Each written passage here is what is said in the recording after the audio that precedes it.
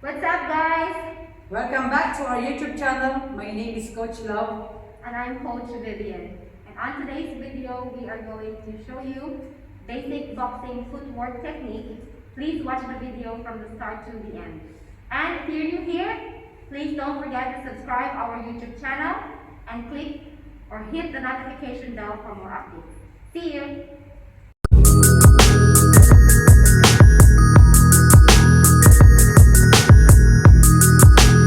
Hello everyone, I will show you the basic boxing footwork. Foot are not too close or far, or not too squared or sideways. When you move forward, step the front foot and drag the back foot. When you move backward, step back foot and drag the front foot. And when you move right, move your right foot on the right and left foot if you move on the left. The rear hand remains next to the face to guard the jaw.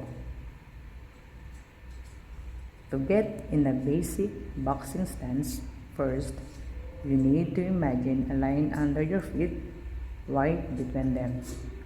Your front foot, toe, and your back foot heel need to be on that line, and they should be a little wider than shoulder length apart.